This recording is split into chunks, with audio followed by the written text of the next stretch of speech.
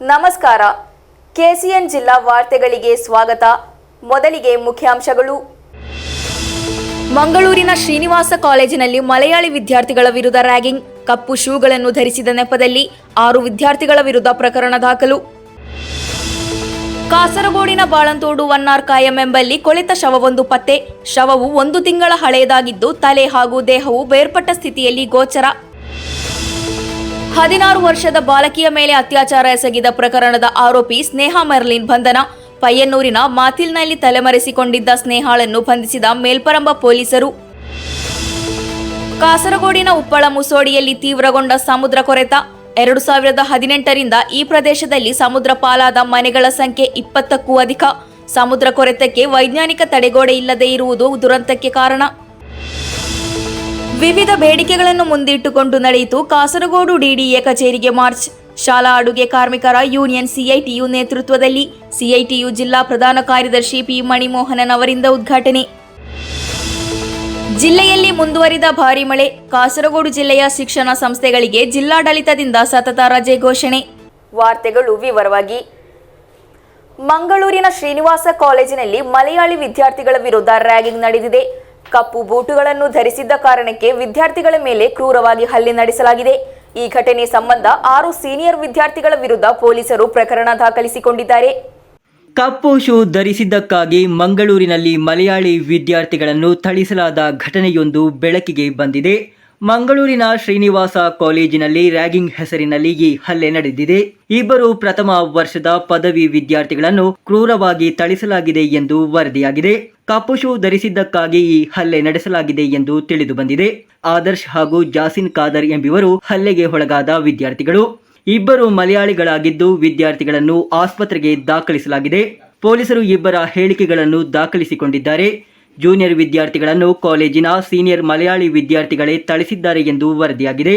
ದೂರಿನ ಮೇರೆಗೆ ಪಾಂಡೇಶ್ವರ ಪೊಲೀಸರು ಪ್ರಕರಣ ದಾಖಲಿಸಿಕೊಂಡಿದ್ದಾರೆ. ಲಾಜಿಸ್ಟಿಕ್ಸ್ ವಿಭಾಗದ ವಿದ್ಯಾರ್ಥಿಗಳ ವಿರುದ್ಧ ಈ ಪ್ರಕರಣ ದಾಖಲಾಗಿರುವುದು. ದ್ವಿತೀಯ ವರ್ಷದ 6 ವಿದ್ಯಾರ್ಥಿಗಳ ವಿರುದ್ಧ ಈ ಪ್ರಕರಣ ದಾಖಲಿಸಿಕೊಳ್ಳಲಾಗಿದೆ. ಚಹಾ ಅಂಗಡಿಯ ಸಮೀಪ ಈ ಘೋರ ಕೃತ್ಯ ನಡೆದಿದೆ ಎಂದು ತಿಳಿದು ಬಂದಿದೆ. Yesterday, when we were going to eat snacks and drink tea, some of the seniors come nearby us and called us. We didn't go first, and one of the senior bitten me like wooden stick. There's so many ragging, like in BC campus also, in our campus also. He told me, I have told you right, don't wear Chelsea boots. Why did you wear 2 days after that thing? I said, shoe is compulsory, right? Miss told me that, like that. After that, I called emergency, but I think they were busy. They attend the call and by mistake I think they cut the call. ಯಾಕಂದರೆ ಎಲ್ಲಿ ಈಗ ನಮ್ಗೆ ಗೊತ್ತಿದೆ Kerala students ಅವ್ರು ಬೇರೆಯವರಿಗೆ ಮಾಡೋದಿಲ್ಲ, ಕೇರಳದವರಿಗೆ ಜಾಸ್ತಿ ಮಾಡ್ತಾರೆ. ನಾರ್ತ್ ಇಂಡಿಯನ್ ಸ್ಟೂಡೆಂಟ್ಸ್ ಇದ್ದರೆ ಸ್ವಲ್ಪ ನಾರ್ತ್ ಇಂಡಿಯನ್ಗೆ ಮಾಡ್ತಾರೆ. ಲೋಕಲ್ಸ್ ಬಗ್ಗೆ ಯಾರು ಹೆಚ್ಚು ಗಮನ ಹರಿಸೋಲ್ಲ. ಯಾಕಂತ ಹೇಳಿದ್ರೆ ಲೋಕಲಲ್ಲಿ ಅವರ ಸಂಬಂಧಿಕರು ಗುರ್ತದವರು ಮನೆ ಎಲ್ಲ ಇರ್ತದೆ. ಹಾಗಾಗಿ ಸ್ವಲ್ಪ ಜಾಗರೂಕತೆಯಿಂದ ಇರ್ತಾರೆ.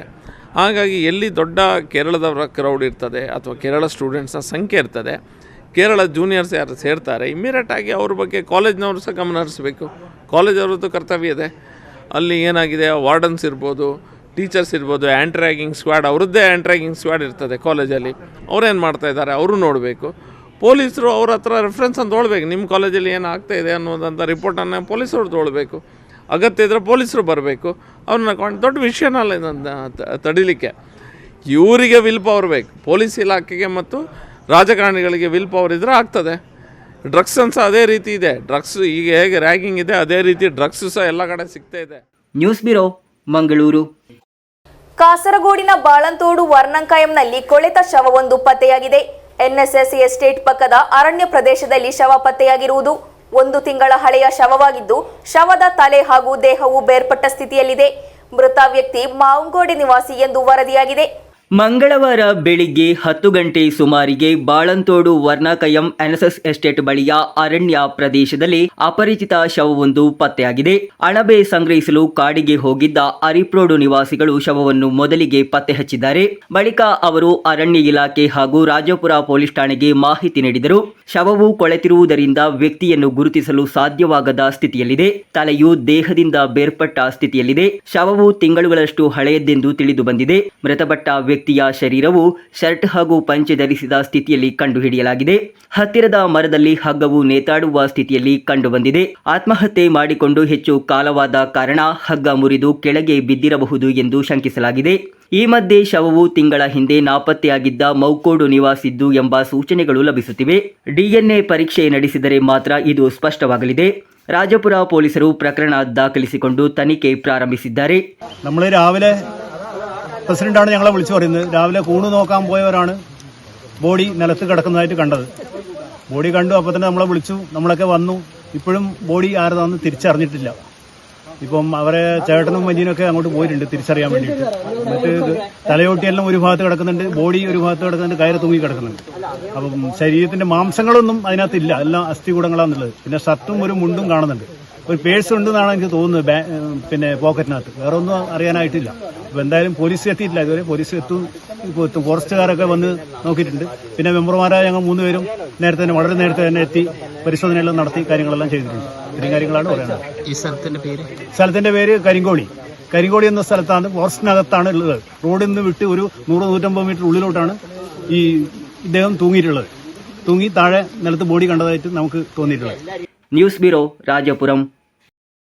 ಕಾಸರಗೋಡಿನಲ್ಲಿ 16 ವರ್ಷದ ಬಾಲಕಿಯ ಮೇಲೆ ಅತ್ಯಾಚಾರ ಎಸಗಿದ ಪ್ರಕರಣದ ಆರೋಪಿ ಸ್ನೇಹಾ ಮೆರ್ಲಿನ್‌ನನ್ನು ಬಂಧಿಸಲಾಗಿದೆ. ಪಯ್ಯನ್ನೂರಿನ ಮಾತಿಲ್ನಲ್ಲಿ ತಲೆಮರೆಸಿಕೊಂಡಿದ್ದ ಸ್ನೇಹಾಳನ್ನು ಮೇಲ್ಪರಂಬ ಪೊಲೀಸರು ಬಂಧಿಸಿದ್ದಾರೆ.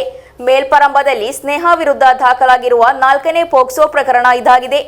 ಮೇಲ್ಪರಂಬ ಪೊಲೀಸ್ ಠಾಣಾ ವ್ಯಾಪ್ತಿಯಲ್ಲಿ 16 ವರ್ಷದ ಬಾಲಕಿಯ ಮೇಲೆ ಲೈಂಗಿಕ ದೌರ್ಜನ್ಯ ಎಸಗಿದ ಪ್ರಕರಣದ ಆರೋಪಿ ಸ್ನೇಹಾ ಮಾರ್ಲಿನ್ ಎಂಬಾಕೆಯನ್ನು ಬಂಧಿಸಲಾಗಿದೆ. ಮೇಲ್ಪರಂಬ ಪೊಲೀಸರು ಪೆರಿಂಗುಂ ಪೊಲೀಸರ ಸಹಾಯದಿಂದ ತಳಿಪರಂಬ ಪುಳಿಪರಂಬ ನಿವಾಸಿ ಸ್ನೇಹಾ ಮಾರ್ಲಿನ್ ಎಂಬಾಕೆಯನ್ನು ಬಂಧಿಸಿದ್ದಾರೆ. 5 ಪೋಕ್ಸೋ ಪ್ರಕರಣಗಳಲ್ಲಿ ಆರೋಪಿಯಾಗಿರುವ ಸ್ನೇಹಾ ಮಾತಿಲ್ನಲ್ಲಿರುವ ಸಂಬಂಧಿಕರ ಮನೆಯಲ್ಲಿ ತಲೆಮರೆಸಿಕೊಂಡಿದ್ದಾಳೆ ಎಂಬ ಗೌಪ್ಯ ಮಾಹಿತಿಯ ಆಧಾರದ ಮೇಲೆ ನಡೆಸಿದ ಶೋಧ ಕಾರ್ಯಾಚರಣೆಯಲ್ಲಿ ಆಕೆಯನ್ನು ಬಂಧಿಸಲಾಗಿದೆ. ಮೇಲ್ಪರಂಬದಲ್ಲಿ ಲೈಂಗಿಕ ದೌರ್ಜನ್ಯಕ್ಕೊಳಗಾದ ಬಾಲಕಿಯ ತಾಯಿಯ ಸ್ನೇಹಿತೆಯಾಗಿದ್ದಾಳೆ ಸ್ನೇಹಾ. ಇವರಿಬ್ಬರು ಕಣ್ಣೂರು ಜೈಲಿನಲ್ಲಿ ಭೇಟಿಯಾಗಿ ಸ್ನೇಹಿತರಾಗಿದ್ದರು. ಬಳಿಕ ಇಬ್ಬರು ಜೈಲಿನಿಂದ ಹೊರಬಂದಿದ್ದರು.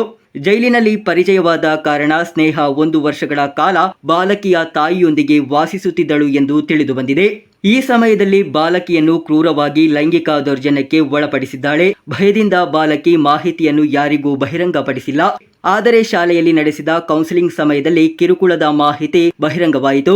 ಬಳಿಕ ಜೂನ್ 13ರಂದು ಸ್ನೇಹಾ ವಿರುದ್ಧ ಪೋಕ್ಸೋ ಸೆಕ್ಷನ್ ಅಡಿಯಲ್ಲಿ ಪ್ರಕರಣ ದಾಖಲಿಸಲಾಯಿತು. ಇದರೊಂದಿಗೆ ಸ್ನೇಹಾ ತಲೆಮರೆಸಿಕೊಂಡಳು. ಮೇಲ್ಪರಂಬದಲ್ಲಿ ಸ್ನೇಹಾ ವಿರುದ್ಧ ದಾಖಲಾಗಿರುವ 4ನೇ ಪೋಕ್ಸೋ ಪ್ರಕರಣವಾಗಿದೆ. ತಳಿಪರಂಬ ಪೊಲೀಸ್ ಠಾಣೆಯಲ್ಲಿ ಸ್ನೇಹಾ ವಿರುದ್ಧ 3 ಪೋಕ್ಸೋ ಪ್ರಕರಣಗಳಿವೆ.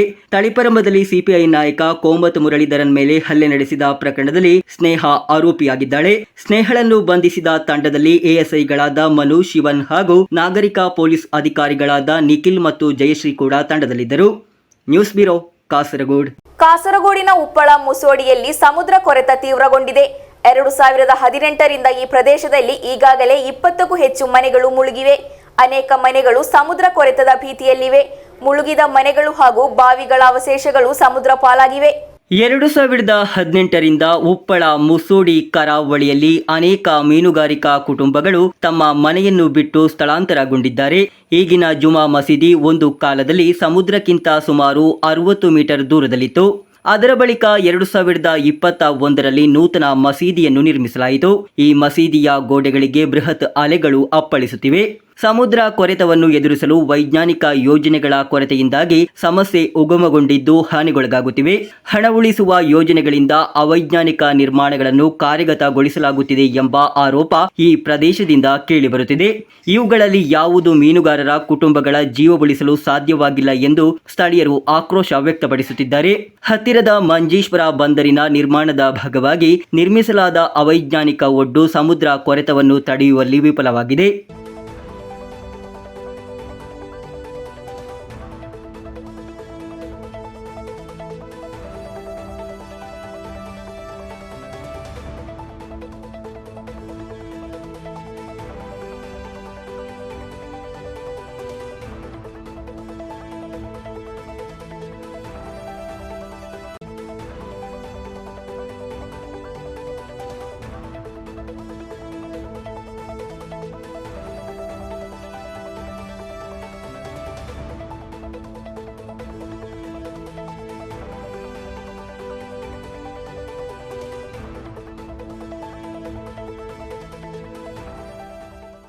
ಮಳೆಗಾಲದಲ್ಲಿ ಸಮುದ್ರ ಕೊರೆತಕ್ಕೆ ಒಳಗಾಗುವ ಮಂಜೇಶ್ವರದಿಂದ ತ್ರಿಕರಿಪುರದವರೆಗಿನ ಕರಾವಳಿ ಪ್ರದೇಶಗಳನ್ನು ವಿವಿಧ ಸಂಸ್ಥೆಗಳ ಸಹಾಯದಿಂದ ಸಮಗ್ರವಾದ ಮಾಸ್ಟರ್ ಪ್ಲಾನ್ ಸಿದ್ಧಪಡಿಸಿ ಸುರಕ್ಷಿತಗೊಳಿಸಬೇಕೆಂಬ ಬೇಡಿಕೆ ಈ ಪ್ರದೇಶದಿಂದ ಕೇಳಿಬರುತ್ತಿದೆ.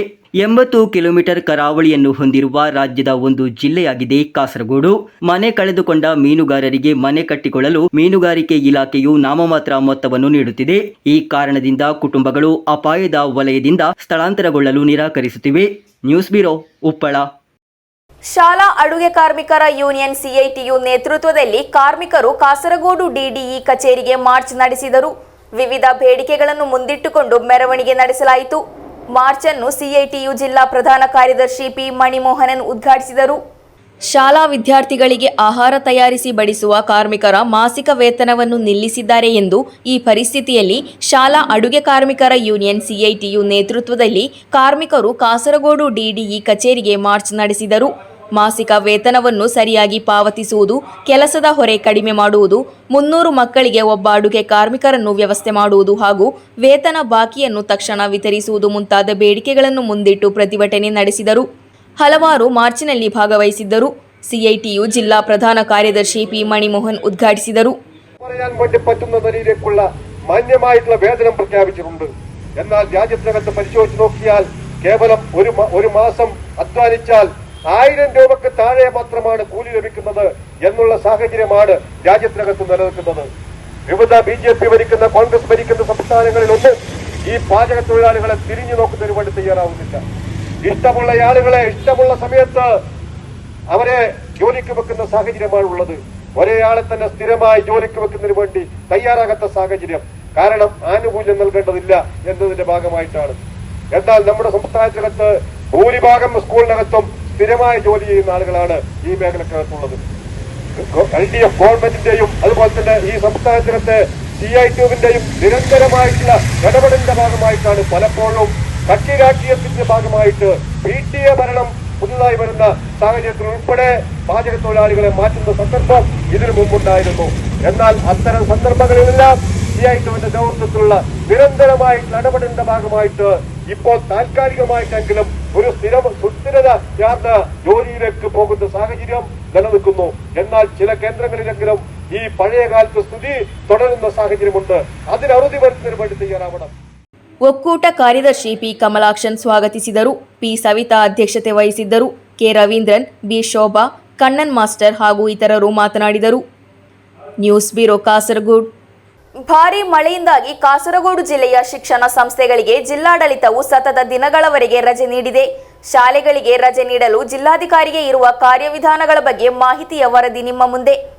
ಇತರ ಜಿಲ್ಲೆಗಳ ಶಾಲೆಗಳಿಗೆ ರಜೆ ಘೋಷಿಸುತ್ತಿರುವುದನ್ನು ನೋಡುವಾಗ ಸ್ವಂತ ಜಿಲ್ಲೆಗೆ ರಜೆಯನ್ನು ನೀಡಲು ಆಗ್ರಹ ವ್ಯಕ್ತಪಡಿಸಿ ಮಕ್ಕಳು ಹಾಗೂ ಶಿಕ್ಷಕರ ಅರ್ಜಿಗಳು ಜಿಲ್ಲಾಧಿಕಾರಿಗಳ ಸಾಮಾಜಿಕ ಮಾಧ್ಯಮ ಪುಟಗಳಲ್ಲಿ ಕಾಣಬಹುದು. ಆದರೆ ಎಷ್ಟೇ ಆಗ್ರಹಿಸಿದರೂ ಕೆಲವು ಕಾರ್ಯವಿಧಾನಗಳನ್ನು ಅನುಸರಿಸಿದ ಬಳಿಕವೇ ರಜೆ ಘೋಷಿಸಬಹುದು. ಫೇಸ್ಬುಕ್ ಪುಟಗಳಲ್ಲಿನ ದೂರುಗಳಿಂದಲ್ಲ, ಬದಲಾಗಿ ಜಿಲ್ಲೆಯಲ್ಲಿ ಬೀಳುವ ಮಳೆಯ ಶಕ್ತಿಯನ್ನು ಆಧರಿಸಿ ನಿರ್ಧರಿಸಲಾಗುತ್ತದೆ. ಜಿಲ್ಲೆಯಲ್ಲಿ ಅತಿ ಹೆಚ್ಚು ಮಳೆಯನ್ನು ಸೂಚಿಸುವ ರೆಡ್ ಅಲರ್ಟ್ ಘೋಷಿಸಿದಾಗ ಶಿಕ್ಷಣ ಸಂಸ್ಥೆಗಳಿಗೆ ರಜೆ ನೀಡುವುದು ವಾಡಿಕೆ. ಆದರೆ ಇದು ಬದಲಾಗಬಹುದು. ಹವಾಮಾನ ಎಚ್ಚರಿಕೆಗಳು ಸೂಚನೆಯನ್ನು ನೀಡುತ್ತವೆ. ಅದು ಊಹಿಸಿದಂತೆ ಸಂಭವಿಸದಿರಬಹುದು. ಆದ್ದರಿಂದ ತಾಲೂಕು ಮಟ್ಟದಲ್ಲಿ ಸಂಗ್ರಹಿಸಲಾದ ಮಳೆಯ ಬಲವನ್ನು ಜಿಲ್ಲೆಯಲ್ಲಿ ಸಂಗ್ರಹಿಸಲಾಗುತ್ತದೆ.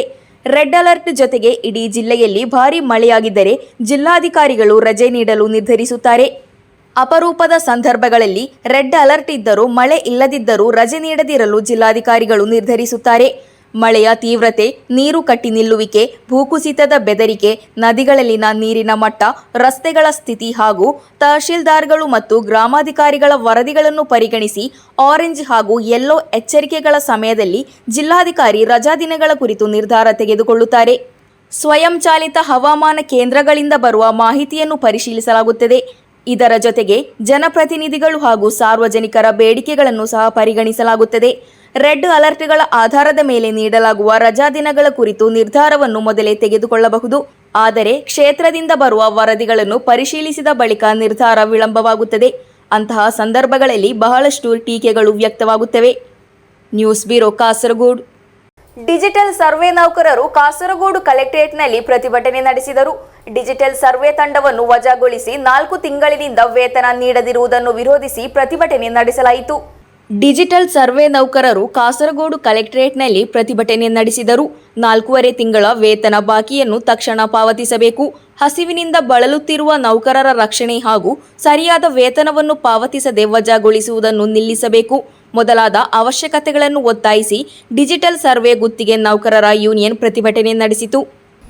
നമ്മളിപ്പോൾ ഇവിടെ കൂടിയിരിക്കുന്നത് ഡിജിറ്റൽ സർവേയുടെ ഇപ്പോൾ ശമ്പളം മുടങ്ങിയിട്ട് 4.5 മാസമായി.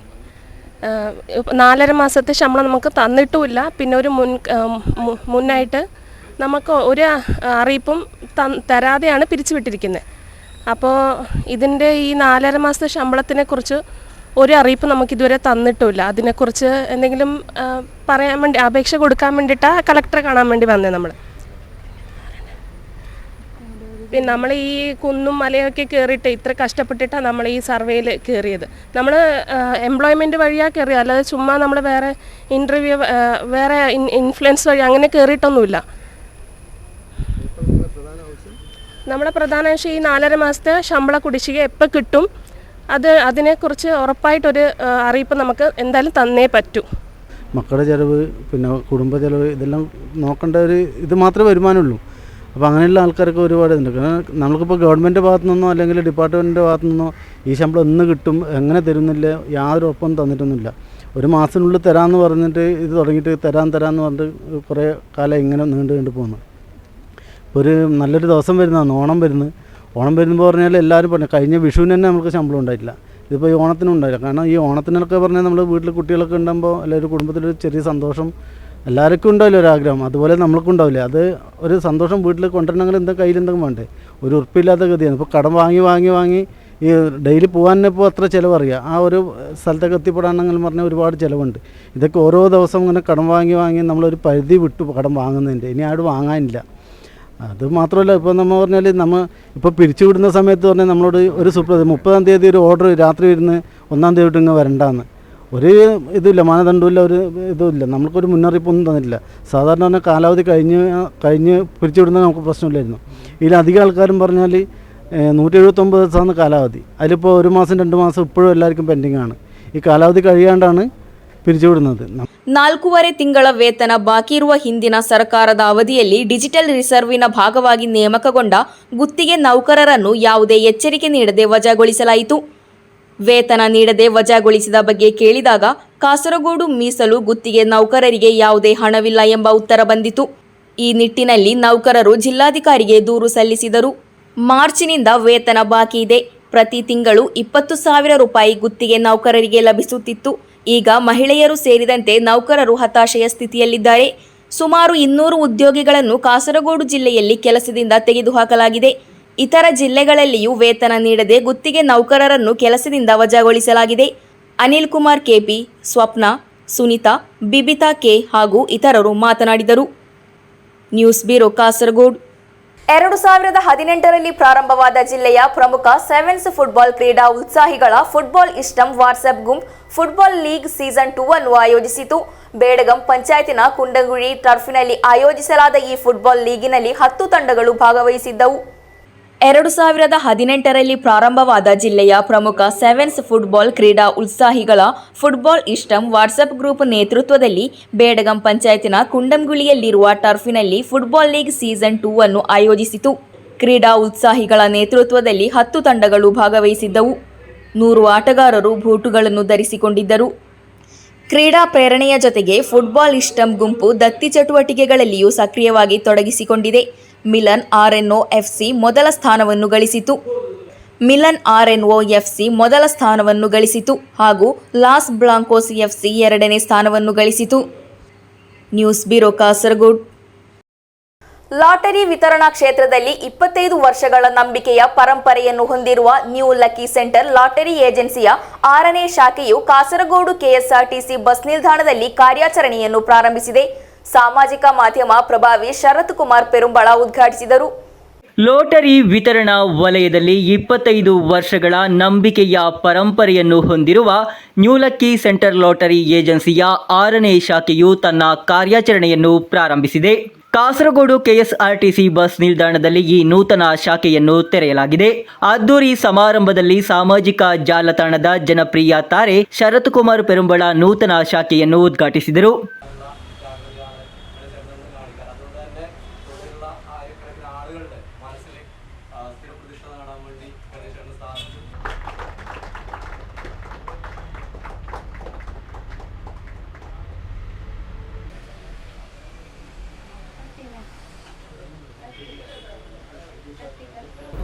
കഴിഞ്ഞ 25 വർഷമായി കാസർഗോഡിന് മണ്ണിൽ സപ്തഭാഷാ സംഗമഭൂമിയിൽ നിരവധി ഒന്നാം സ്ഥാനക്കാരെയും ആയിരക്കണക്കിന് ഭാഗ്യശാലികൾ സൃഷ്ടിച്ച് മുന്നേറുന്ന ന്യൂ ലക്കി സെൻറ്ററിൻ്റെ 6ാമത് ബ്രാഞ്ച് KSRTC ഷോപ്പിംഗ് കോംപ്ലക്സിൽ ഇന്ന് ഉദ്ഘാടനം ചെയ്യപ്പെട്ടിരിക്കുകയാണ്. ഉദ്ഘാടനം ചെയ്യാനുള്ള ഭാഗ്യം ഒരു സോഷ്യൽ മീഡിയ ഇൻഫ്ലുവൻസർ എന്ന നിലയിൽ, ബ്ലോഗർ എന്ന നിലയിൽ എന്നെ തേടി എത്തിയിരിക്കുകയായിരുന്നു. ഈ ഉദ്ഘാടന ദിവസം ഇന്ന് ടിക്കറ്റ് എടുക്കുന്ന ഭാഗ്യശാലികളിൽ നിന്ന്, നറുക്കെടുക്കുന്ന ഭാഗ്യശാലികളിൽ നിന്ന് 4 പേർക്ക് 5 ഓണം ബമ്പർ സൗജന്യമായി നൽകാൻ കൂടി ന്യൂ ലക്കി സെൻറ്റർ തീരുമാനിച്ചിരിക്കുകയാണ്. കഴിഞ്ഞ കുറേ കാലമായി ഉപഭോക്താക്കളായിട്ട് വന്ന ആളുകൾക്ക് ഒരു സ്നേഹ സമ്മാനം നൽകാൻ വേണ്ടി ന്യൂ ലക്കി സെൻറ്റർ തീരുമാനിച്ചിരിക്കുകയാണ്.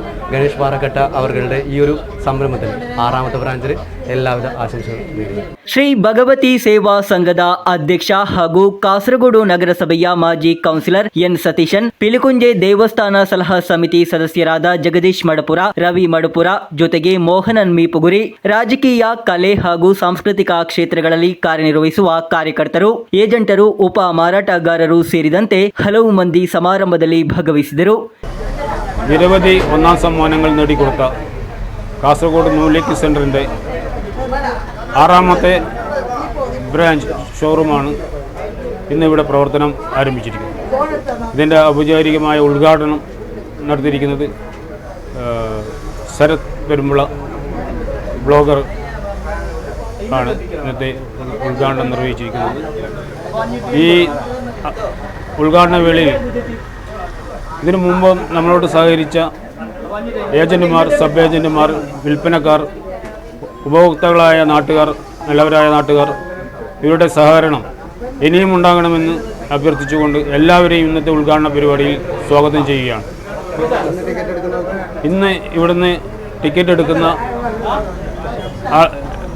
ആൾക്കാർക്ക് ഒരു സമ്മാനം, 5 ബമ്പർ ടിക്കറ്റ് 4 പേർക്ക് സമ്മാനമായി നൽകുന്നതാണ്.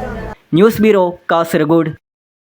ತ್ರಿಕರಿಪುರ ಹೈಪರ್ ಮಾರ್ಕೆಟ್ನಲ್ಲಿ ಪಾರ್ಕಿಂಗ್ ವಿಚಾರಕ್ಕೆ ನಡೆದ ಜಗಳದಲ್ಲಿ ಪಾಲುದಾರರೊಬ್ಬರ ಮೇಲೆ ಗುಂಪೊಂದು ಹಲ್ಲೆ ನಡೆಸಿದೆ. ಘಟನೆಯ ಸಿಸಿಟಿವಿ ವಿಡಿಯೋ ವೈರಲ್ ಆಗಿದೆ. ಕೊಲೆ ಯತ್ನ ಪ್ರಕರಣ ದಾಖಲಿಸಿ ಚಂದೇರ ಪೊಲೀಸರು ತನಿಖೆ ಆರಂಭಿಸಿದ್ದಾರೆ. ವಾಹನ ಪಾರ್ಕಿಂಗ್ ವಿಚಾರದಲ್ಲಿ ನಡೆದ ಜಗಳದಲ್ಲಿ ಜನರ ಗುಂಪೊಂದು ಹೈಪರ್ ಮಾರ್ಕೆಟ್ ಪಾಲುದಾರರೊಬ್ಬರ ಮೇಲೆ ಅಮಾನುಷವಾಗಿ ಥಳಿಸಿ ಕೊಲ್ಲುವುದಾಗಿ ಬೆದರಿಕೆ ಹಾಕಿ 17,000 ರೂಪಾಯಿ ಮೌಲ್ಯದ ಕನ್ನಡಕ ಒಡೆದಿದೆ ಎಂಬ ದೂರಿನ ಮೇರೆಗೆ ಚಂದೇರ ಪೊಲೀಸ್ ಪ್ರಕರಣ ದಾಖಲಿಸಿದ್ದಾರೆ. ಈ ಪ್ರಕರಣವು ಚಂದೇರ ಪೊಲೀಸ್ ಠಾಣೆಯಲ್ಲಿ 2026 ಆಗಸ್ಟ್ 3ರಂದು ದಾಖಲಾಗಿರುವ FIR ಆಧರಿಸಿದೆ. ದೂರುದಾರರಾದ ದಕ್ಷಿಣ ತ್ರಿಕರಿಪುರದ ಬೀರಿಚೇರಿಯ ಅಬ್ದುಲ್ ಮಜೀದ್ ನೀಡಿದ ಹೇಳಿಕೆಯ ಆಧಾರದ ಮೇಲೆ ತನಿಖೆ ನಡೆಸಲಾಗುತ್ತಿದೆ. 2026 ಆಗಸ್ಟ್ 1ರಂದು ಸಂಜೆ 7:50 ಸುಮಾರಿಗೆ ದಕ್ಷಿಣ ತ್ರಿಕರಿಪುರದ ಕರೋಳದಲ್ಲಿರುವ ಮಾರ್ಟ್ ಹೈಪರ್ ಮಾರ್ಕೆಟ್ ಬಳಿ ಈ ಘಟನೆ ನಡೆದಿದೆ ಎಂದು ದೂರಿನಲ್ಲಿ ತಿಳಿಸಲಾಗಿದೆ. ಅಕ್ರಮದ ಸಿಸಿಟಿವಿ ದೃಶ್ಯಾವಳಿಗಳು ಬಿಡುಗಡೆಯಾಗಿದೆ. ದೂರಿನ ಪ್ರಕಾರ ಹೈಪರ್ ಮಾರ್ಕೆಟ್ ಬಳಿ ವಾಹನ ನಿಲ್ಲಿಸುವ ವಿಚಾರದಲ್ಲಿ ನಡೆದ ಜಗಳದಿಂದ ದಾಳಿ ನಡೆದಿದೆ.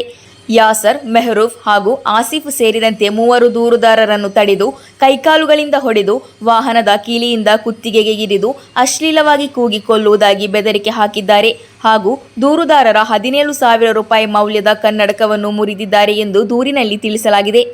ಘಟನೆಯಲ್ಲಿ ಭಾರತೀಯ ದಂಡ ಸಂಹಿತೆಯ ಪ್ರಕಾರ ಸೆಕ್ಷನ್ 126(2), 115(2), 296(a), 351(2), 324(2), 118(1) ಹಾಗೂ 3(5) ಅಡಿಯಲ್ಲಿ ಚಂದೇರ ಪೊಲೀಸರು ಪ್ರಕರಣ ದಾಖಲಿಸಿದ್ದಾರೆ.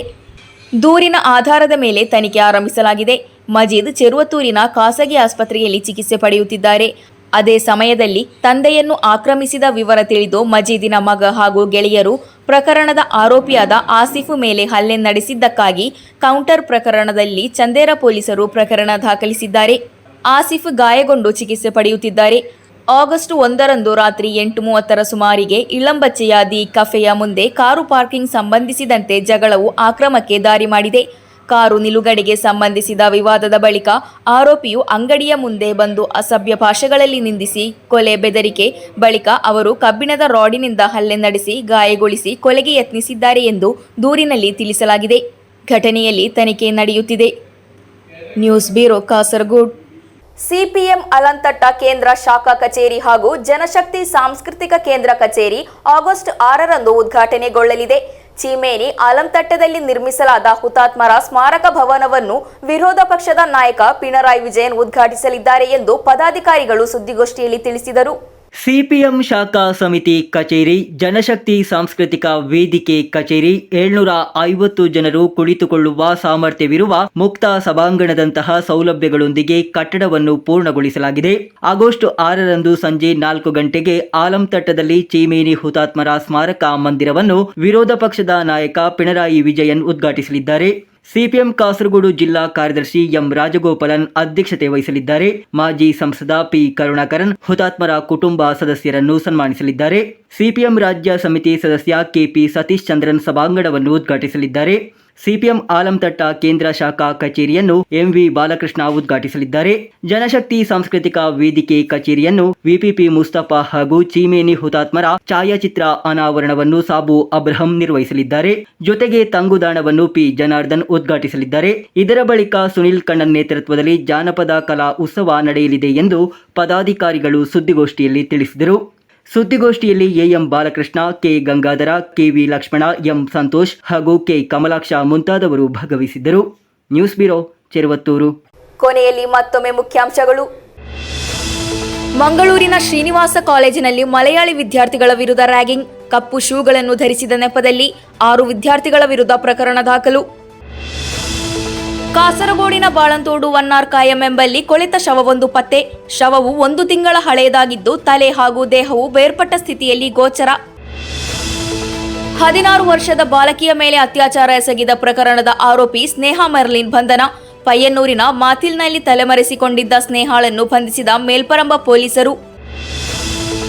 ಕಾಸರಗೋಡಿನ ಉಪ್ಪಳ ಮುಸೋಡಿಯಲ್ಲಿ ತೀವ್ರಗೊಂಡ ಸಮುದ್ರ ಕೊರೆತ. 2018ರಿಂದ ಈ ಪ್ರದೇಶದಲ್ಲಿ ಸಮುದ್ರ ಪಾಲಾದ ಮನೆಗಳ ಸಂಖ್ಯೆ 20ಕ್ಕೂ ಅಧಿಕ. ಸಮುದ್ರ ಕೊರೆತಕ್ಕೆ ವೈಜ್ಞಾನಿಕ ತಡೆಗೋಡೆ ಇಲ್ಲದೆ ಇರುವುದು ದುರಂತಕ್ಕೆ ಕಾರಣ. ವಿವಿಧ ಬೇಡಿಕೆಗಳನ್ನು ಮುಂದಿಟ್ಟುಕೊಂಡು ನಡೆಯಿತು ಕಾಸರಗೋಡು ಡಿಡಿಎ ಕಚೇರಿಗೆ ಮಾರ್ಚ್. ಶಾಲಾ ಅಡುಗೆ ಕಾರ್ಮಿಕರ ಯೂನಿಯನ್ ಸಿಐಟಿಯು ನೇತೃತ್ವದಲ್ಲಿ ಸಿಐಟಿಯು ಜಿಲ್ಲಾ ಪ್ರಧಾನ ಕಾರ್ಯದರ್ಶಿ ಪಿ ಮಣಿಮೋಹನನ್ ಅವರಿಂದ ಉದ್ಘಾಟನೆ. ಜಿಲ್ಲೆಯಲ್ಲಿ ಮುಂದುವರಿದ ಭಾರೀ ಮಳೆ. ಕಾಸರಗೋಡು ಜಿಲ್ಲೆಯ ಶಿಕ್ಷಣ ಸಂಸ್ಥೆಗಳಿಗೆ ಜಿಲ್ಲಾಡಳಿತದಿಂದ ಸತತ ರಜೆ ಘೋಷಣೆ. ಇಂದಿನ ವಾರ್ತಾ ಸಂಚಿಕೆ ಇಲ್ಲಿಗೆ ಮುಕ್ತಾಯವಾಯಿತು. ಮುಂದಿನ ವಾರ್ತಾ ಸಂಚಿಕೆಯಲ್ಲಿ ಮತ್ತೆ ಭೇಟಿಯಾಗೋಣ. ವಂದನೆಗಳು.